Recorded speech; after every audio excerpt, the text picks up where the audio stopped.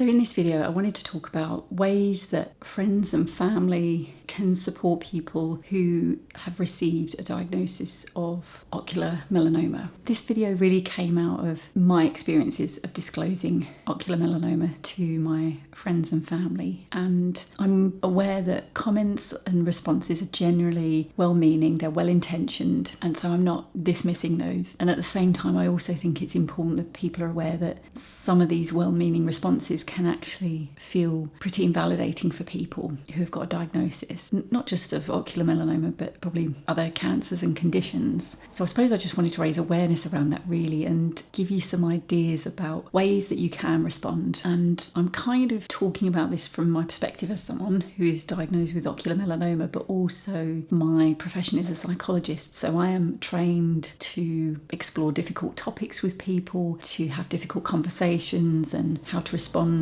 to information that people give me that can be oftentimes really awful, the experiences that they've gone through. So I suppose I've got some background and additional training that helps me to know what ways are helpful to respond and which are less helpful. So that's my kind of where I'm coming from. But also as someone who's had responses that have not been, they've been well-meaning, but they've not been helpful in that they've left me feeling pretty dismissed and left me feeling as though my fears around this are, I shouldn't be fearful because people have responded often with an overly positive perspective. And I'm not saying that having hope and being positive isn't a good thing, but I think when it's so far the other way, it's almost like there's no room to be worried about this. It's, you're going to be fine, 100% you're going to be okay, when in reality, no one knows what's going to happen and no one knows what the future holds. So I think there's a real balance to be had between positivity and hope and almost like an ignoring of the reality of the situation. I also think it's about being aware that there are probably some misconceptions that people might have about treatment for ocular melanoma, which I had at the beginning because I assumed that I would have my brachytherapy, the radiotherapy, which I've not had yet. I'm due to have it next week, but I assumed that I would have it and then that would kind of be it. I also was under the impression when I first got diagnosed that ocular melanoma could not spread outside the eye, but I've since learned that yes, it can. So I think it's just being informed about ocular melanoma. The research and data apparently is being updated very quickly all the time, so information from a few years ago is probably not going to be good to look at because it's out of date and it might not be accurate. So getting the most up-to-date information is important for patients and for family members to give peace of mind and also give them a realistic perspective of what's to come. So the treatment is really, how I see it, is the first step. So I'll have treatment and then I'm going to need to be monitored to see what happens with the tumour. I'm going to need injections in my eye for the next 2 years to try and reduce or slow down any damage to my vision. There is a high risk, I've been told, that I could lose my vision. There's a risk that the treatment, the radiotherapy, may not work. There is a risk that the cancer can spread to other parts of the body. So there's all of these things. So it's not, I think it's just being aware that when your loved one has, or your friend or loved one has had the treatment, not to sort of say, oh, you've had the treatment now, that's great, you can get on with your life, because there will be other things that they need to think about. So one of the first tips I have for people when they tell you about their diagnosis, and I suppose it sounds easy when you say it, but it's probably less simple in practice, but it's to listen, just to listen. Because I speak for myself, but I speak from my experience of working with lots of clients who are struggling with various things, and often it's not that people want you as their loved one or friend to fix things or make things okay. I'm not saying that's never the case.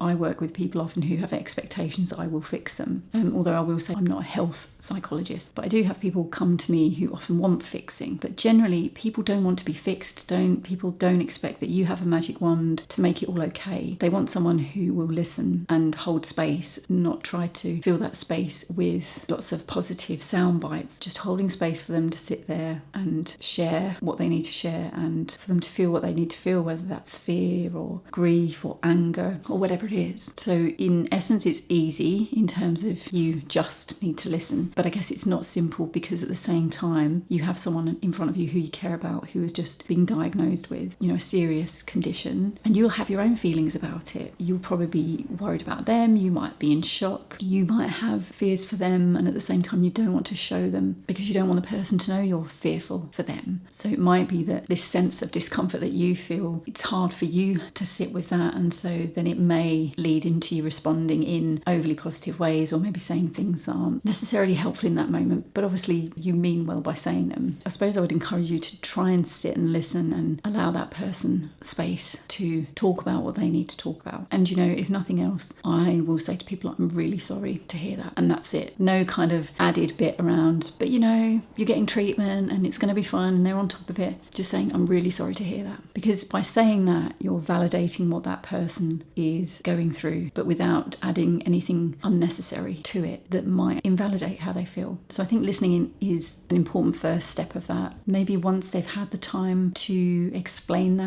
what's going on to you, maybe it's about asking, is there anything I can do right now that's going to be helpful? Or even just saying, if you need anything, let me know. If you need me to be somewhere, come somewhere with you, or whatever. You don't offer things that you can't deliver, but just say, if you need me, just let them know what you can be there for. And I'm not saying that person will necessarily know, because maybe in that moment they're just going to be wanting to just get their head around this. But I wouldn't go in too quickly with offering if there's anything you can do. I think first of all, giving them that space to talk about it. I think for supporters like friends and family, I think it's really important that you get your own support as well. There are charities that offer support to friends and family of cancer sufferers. The charity that I've got support from pretty early on in my diagnosis is Ocular Melanoma UK, and their links are down in the description. There's a link to their website. There is a Facebook group for patients, which I joined I think less than a week after my diagnosis, and I've found it invaluable. And I've been on a couple of Zoom calls with other members, and it's been really, really helpful to know that there are other people out there, and also practical support and advice for different aspects of this process. There is also a Facebook group for friends and family. So what you need to do is go to the Ocular Melanoma UK website and sign up as a member, which is free, and then you'll get sent an email with the links of the Facebook groups. And so if you're a friend or family member, then click on the link to that Facebook page, request to join that. Obviously I'm not in that group because I'm a patient, but I imagine you'll have other friends and family members in there that are at different parts of the journey, so you'll be able to ask them questions about maybe how best can I help my family member or support them at this time. I think it's just as important that friends and family get support, because if you get support, then you're in a better position to support your loved one. I imagine it can be very difficult, very isolating for friends and family members who are in this position, and maybe they don't know many other people whose loved ones have been diagnosed. Another tip I would give, that I guess I would give to patients as well, is look after yourself, go out and do the things that make you happy and bring you joy as well. I imagine, I can only imagine because I'm not on the other side of this. I'm not the friend or the loved one,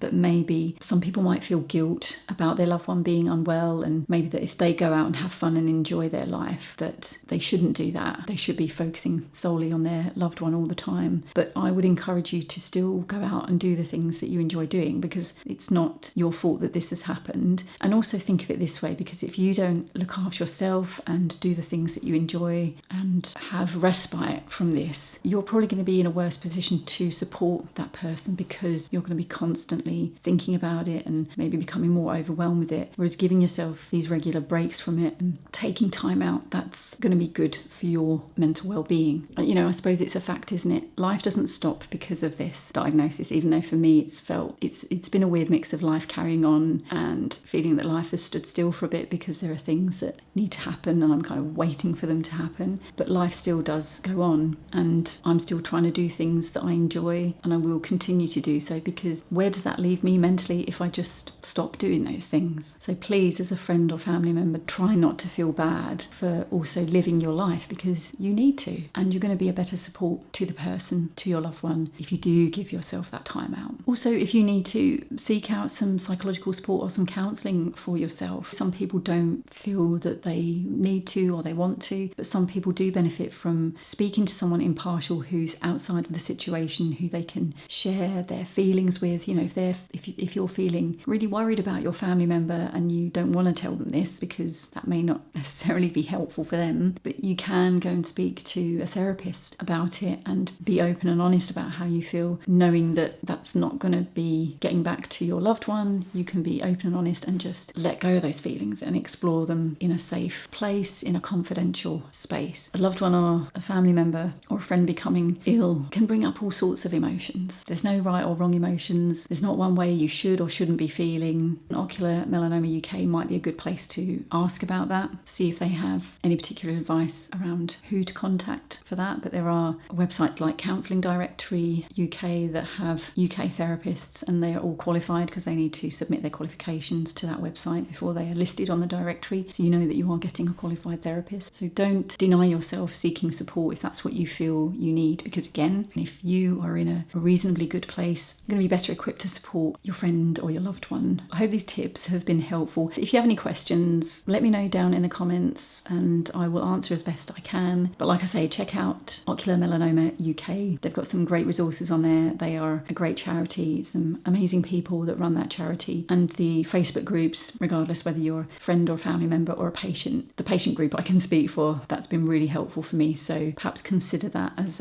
one of the tools in your toolkit for helping to support you through this process. All right, I wish you well, and I'll speak to you soon.